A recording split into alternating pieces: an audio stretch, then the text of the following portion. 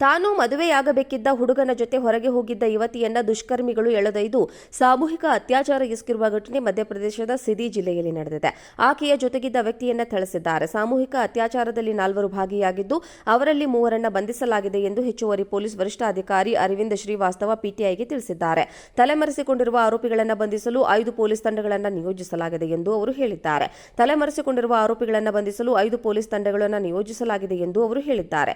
ಶಹರತ್ police ಠಾಣಾ ವ್ಯಾಪ್ತಿಯ ನಿವಾಸಿಯಾಗಿರುವ ಸಂತ್ರಸ್ತೆ ಮಂಗಳವಾರ ಮದುವೆ ನಿಶ್ಚಯವಾಗಿದ್ದ ಹುಡುಗನೊಂದಿಗೆ ಹೊರಗೆ ಹೋಗಿದ್ರು. ಹಥೌತಾ ಬಳಿಯ ರಸ್ತೆ ಬದಿಯಲ್ಲಿ ತಮ್ಮ ಮೋಟಾರ್ ಸೈಕಲ್ ನಿಲ್ಲಿಸಿ ನಂತರ ಅವರು ಹತ್ತಿರಕ್ಕೆ ಬೆಟ್ಟಕ್ಕೆ ಹೋಗಿದ್ರು. ಈ ಪ್ರದೇಶದಲ್ಲಿ ಓಡಾಡುತ್ತಿದ್ದ 4 ಇವರನ್ನ ಗಮನಿಸಿದ್ರು. ಅವರು ಆ ಹುಡುಗನನ್ನ ಹೊಡೆದು ಓಡಿಸಿ ಆಕೆಯ ಮೇಲೆ ಅತ್ಯಾಚಾರವೆಸಗಿದ್ದಾರೆ ಎಂದು ಪೊಲೀಸ್ ಅಧಿಕಾರಿಗಳು ತಿಳಿಸಿದ್ದಾರೆ.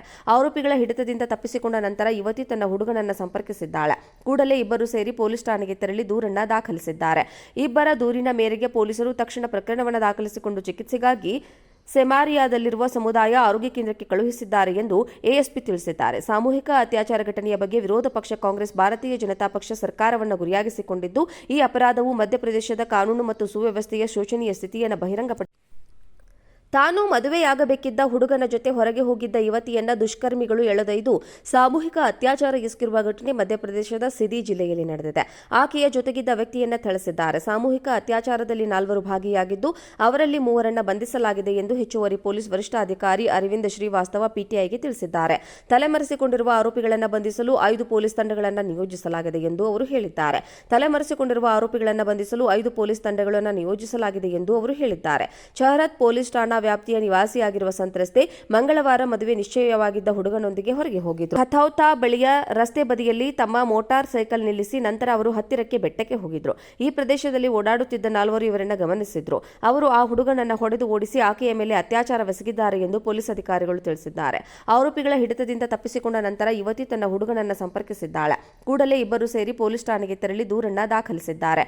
ಇಬ್ಬರ ದೂರಿನ ಮೇರೆಗೆ ಪೊಲೀಸರು ತಕ್ಷಣ ಪ್ರಕರಣವನ್ನು ದಾಖಲಿಸಿಕೊಂಡು ಚಿಕಿತ್ಸೆಗಾಗಿ ಸೆಮಾರಿಯಾದಲ್ಲಿರುವ ಸಮುದಾಯ ಆರೋಗ್ಯ ಕೇಂದ್ರಕ್ಕೆ ಕಳುಹಿಸಿದ್ದಾರೆ ಎಂದು ಎಎಸ್ಪಿ ತಿಳಿಸಿದ್ದಾರೆ. ಸಾಮೂಹಿಕ ಅತ್ಯಾಚಾರ ಘಟನೆಯ ಬಗ್ಗೆ ವಿರೋಧ ಪಕ್ಷ ಕಾಂಗ್ರೆಸ್ ಭಾರತೀಯ ಜನತಾ ಪಕ್ಷ ಸರ್ಕಾರವನ್ನು ಗುರಿಯಾಗಿಸಿಕೊಂಡಿದ್ದು, ಈ ಅಪರಾಧವು ಮಧ್ಯಪ್ರದೇಶದ ಕಾನೂನು ಮತ್ತು ಸುವ್ಯವಸ್ಥೆಯ ಶೋಚನೀಯ ಸ್ಥಿತಿಯನ್ನು ಬಹಿರಂಗಪಡಿಸಿದೆ ಎಂದು ಹೇಳಿದೆ.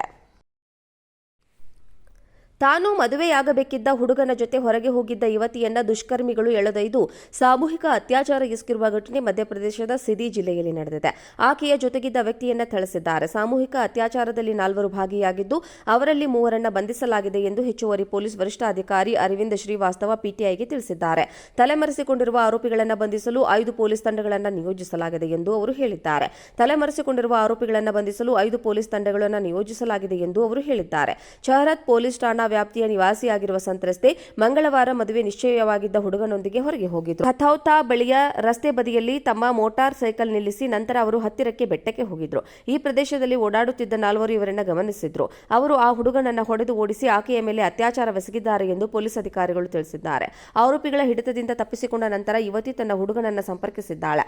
ಕೂಡಲೇ ಇಬ್ಬರು ಸೇರಿ ಪೊಲೀಸ್ ಠಾಣೆಗೆ ತೆರಳಿ ದೂರನ್ನ ದಾಖಲಿಸಿದ್ದಾರೆ. ಇಬ್ಬರ ದೂರಿನ ಮೇರೆಗೆ ಪೊಲೀಸರು ತಕ್ಷಣ ಪ್ರಕರಣವನ್ನು ದಾಖಲಿಸಿಕೊಂಡು ಚಿಕಿತ್ಸೆಗಾಗಿ ಸೆಮಾರಿಯಾದಲ್ಲಿರುವ ಸಮುದಾಯ ಆರೋಗ್ಯ ಕೇಂದ್ರಕ್ಕೆ ಕಳುಹಿಸಿದ್ದಾರೆ ಎಂದು ಎಎಸ್ಪಿ ತಿಳಿಸಿದ್ದಾರೆ. ಸಾಮೂಹಿಕ ಅತ್ಯಾಚಾರ ಘಟನೆಯ ಬಗ್ಗೆ ವಿರೋಧ ಪಕ್ಷ ಕಾಂಗ್ರೆಸ್ ಭಾರತೀಯ ಜನತಾ ಪಕ್ಷ ಸರ್ಕಾರವನ್ನು ಗುರಿಯಾಗಿಸಿಕೊಂಡಿದ್ದು, ಈ ಅಪರಾಧವು ಮಧ್ಯಪ್ರದೇಶದ ಕಾನೂನು ಮತ್ತು ಸುವ್ಯವಸ್ಥೆಯ ಶೋಚನೀಯ ಸ್ಥಿತಿಯನ್ನು ಬಹಿರಂಗಪಡಿಸಿದೆ ಎಂದು ಹೇಳಿದೆ.